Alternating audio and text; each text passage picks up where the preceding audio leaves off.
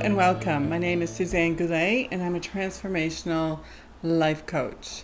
Today I want to talk to you about politics, and if this is something that you don't want to hear, this is exactly a talk for you. I don't want you to be afraid of politics. I'm not going to say anything controversial that's going to upset you. I'm not going to try to suck you into politics. I just want to give you a little bit of a history lesson, and I want to share with you a little bit of perspective, and I actually want to empower you to trust yourself and to trust your wisdom, because this is what we really need right now. And there are a lot of ways in which we can be kind of trained to hold ourselves back. And this is something that humanity and women in particular are learning how to grow out of. And it's not easy. It's a little painful. And actually you're going to have a little bit of internal resistance to some of the things that are calling for you to speak. And so I just want to offer you a little bit of guidance around that. Okay, so before I do that, I just want to go through a really, really brief overview. This isn't going to be a history lesson, but to just give you a snapshot of the picture of humanity's evolution. If we go back to the first recorded history, which is the Egyptian times, basically, we had hierarchical structures that were firmly in place. We still have hierarchical structures that are firmly in place. Back then, the top of the hierarchy was the pharaohs, and they were both the spiritual and the political leaders. And all the way on the bottom, we had a lot of slaves. We had a lot of people who were at the very bottom. And so, little by little, we have been kind of crushing that gap, crushing that difference between really top-end hierarchy and all of the people at the bottom who are kind of powerless. You know, the next phase was Greece, which invented this idea of democracy and of the people getting involved in their own governance. And then the Romans came next, and they created something called the Senate, where they represented certain districts of the areas of the Roman Empire. We still had Caesar, and we still had a lot of people on the bottom, including slaves and including the Jews, which were ostracized, and all kinds of groups were ostracized, and some elevated to the top. We still had really firm hierarchical structures, right? And every phase or evolution of humanity that went forward, we continued to kind of crush that gap, those differences between the top and the bottom. And any time that moved forward, it was because of a rising from the bottom, right? The top doesn't suddenly decide, oh, I'm going to give all of my power to the people. There have been some instances where we have seen benevolent leadership empower and take care of its people. That's absolutely true. But there have also been cases where the leadership has gotten even stronger in oppressing the bottom to keep firmer control. So how does this affect us today? Well, here we are, and I'm going to speak as an American, as a U.S. citizen, and we are this huge experiment, right? All of humanity actually is a human experiment, and every country is going to have their own internal issues and politics that are going on. And there is still, in every culture, in every society, in every country, everywhere, firm hierarchical structures in place. There are beneficial hierarchical structures, and there are not so beneficial hierarchical structures. And the reason I'm sharing this with you is because you might be thinking of, where do I fall into this, in this structure? I'm not interested in being a political leader. I'm not interested in doing much more than taking care of my family and growing my business and doing well with the services that I provide. But I want you to think about your own personal empowerment in terms of something that you have because you have moved forward from the inside out. You have overcome certain difficulties and challenges, right? And do you really want something on the outside telling you you can't do this because it's not your place to do it? Not so long ago, that was the case. That was the case for women. Your mother or your grandmother can tell you very clearly what wasn't possible for them. And so when you think to yourself, I don't want to get in politics, I don't want to get into politics, I want you to begin to separate things like what is politics and what is culture. What is happening for me in my community? What is happening for me personally? What is happening in my family? What is happening in my culture? And how can I progress that forward? Because any kind of progress has always come from committed individuals. Now, I know that your mother and your grandmother, for the majority of us, had to remain silent in a lot of their opinions and a lot of what they really wanted to do because they were financially dependent on their family or on their husband specifically, right? Women were not really allowed into the workforce. You could go apply for a job, perhaps, and some women did and some women got jobs. I'm not talking about the fraction of exceptions that exist out there. I'm talking about overall culture, right? It really wasn't until the women's movement in the late 60s and the late 70s, which got really messy, that women started to be able to get into the workforce, that there were laws passed that said you cannot discriminate against someone in the workforce because of their gender.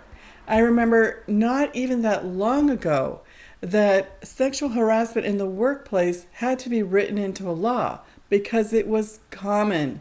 It was really common that if you were a woman in the workplace, you were available to, be seen as a sexual object for the pleasure of your boss. It's really not that long ago. So we want to be thankful for the rights that we have, and we also want to utilize our voices.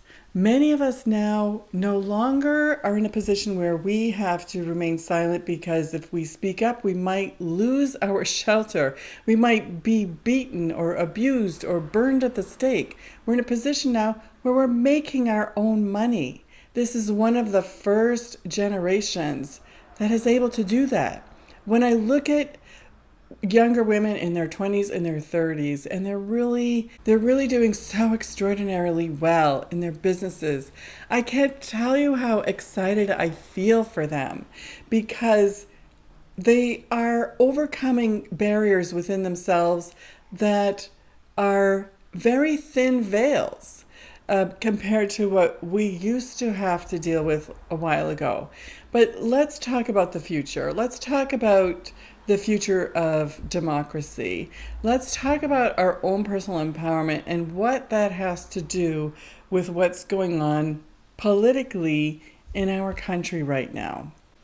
I'm going to come from the personal premise that you, as a woman, and some very wise men, have an internal compass that is telling you the difference between right and wrong, right? Behavioral scientists tell us that we first start deciding our code of ethics somewhere in our early 20s. Like, we were raised a certain way, but we don't start making our own decisions until we're in our early 20s. So if you're older than that now, you have been continually evolving in what your code of ethics is based on what you're learning. So I want to kind of encourage you to keep learning, right? We have teachers and professors, and we have wonderful people out there who have made it their life's work to study the dynamics of power and power over and our internal emotional bodies and how those are affected by, guilt and shame and judgment, either within ourselves or that we impose on other people. And so there are always amazing teachers out there and things that we can learn from them. The other half of this is to share your wisdom and to share your knowledge where you can see that perhaps you can get through. You can get through to someone somewhere by educating them, by offering a little bit of shade of color of your perspective on what things mean. So when people aren't understanding why some Confederate statues are needing to come down when it's part of Southern history, et cetera, we need to explain certain things. This isn't the subject of this talk, it's a subject of another talk, but a lot of those military generals that are being featured and prominent, and when you put a statue of someone in the middle of a public square in the main part of a main town, it's because it has significance, right? And we have to remember that during the Civil War, we were in a war because the North and the South were divided on how they felt about slavery. We were fighting about whether we are going to keep the institution of slavery, keeping African Americans enslaved, or we were going to abolish it. And the South wanted to secede. And the President Lincoln at the time said, a house divided cannot stand. And so those symbols in those public squares represent a war fought to keep slavery in place. Those are just little tidbits that I'm sharing with you. And you can be from the South and you can disagree with me, and you can also be agreeing with me. And so when you share your thoughts, when you share what you have learned, you do it in such a way that you're sharing knowledge to enlighten someone just a little bit. Now, let me talk about something else. So to cover that, 2 parts. 1, continue to learn. 2, share your knowledge gracefully. You have a role and a position to play with your internal wisdom. Okay, another part of this is that those who are afraid are expressing, they don't think they're afraid, but they are afraid. They're expressing their fear by hating something outside of themselves that they think is taking away their power. So when we're talking about the alt-right or Nazis in the US, they really are neo-Nazis. They call themselves neo-Nazis. They have studied Hitler. They have studied the Nazi movement in Germany, and they want to emulate it here in this country. They seem to have forgotten what the Holocaust was all about, or they never learned about it. I don't know, but the execution and annihilation of 6 million people in the 1940s brought the whole world into a state of war. And it is simply wrong. It is simply wrong. Can we agree on that? And so those factions of hatred that are rising to the surface in the US right now are really scared. They don't know that they're scared, but they're acting out of fear. Whenever you need to attack, you are acting out of fear because you don't believe in your own personal power. They state it themselves in their chants. You will not replace us, right? They're afraid that they're losing their positions of power. Remember the hierarchical structure I was talking about. So when the ones at the top are afraid of losing that position of power on the top, then they start pressuring down on the larger group and threatening them with annihilation. Otherwise, they feel they would lose their positions of power. The reason I'm talking to you about this is because they are coming at this with a force and a power that is powerful and it's strong, but it's not as powerful as you are. It is not as powerful as love. Do you understand? When you need to speak to someone, if you put your hand on your heart, you will be guided by a higher power to be able to speak it. And I'm mentioning the power that they are coming at to remind you that the force of love is a stronger power, and if it remains silent, that stronger power is not being utilized. We need to unleash a force of love onto our communities. You know, today is Saturday, August 19th, and I'm seeing that there are peaceful demonstrations going on in a few cities around the U.S., and I'm really happy to see that. I hope that the outcome of what has happened in Charlottesville is that we become more mobilized for the force of love. We know that we need to love and embrace each other, all creeds, all colors, all types, all styles, all ways of thinking. You know, this is where a woman's role comes in, because as she is pushing for more harmony in our communities, that's the only way we are going to be able to achieve it. So I welcome your comments. Leave them below. If you are someone who wants to spread more hatred, you will be deleted. You know, I know you're going to test this, and go ahead. But I'm not going to allow more toxicity to come into the space.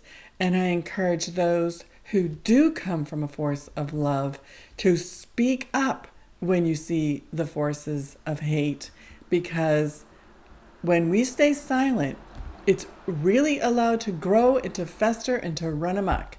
And that is not safe for anyone.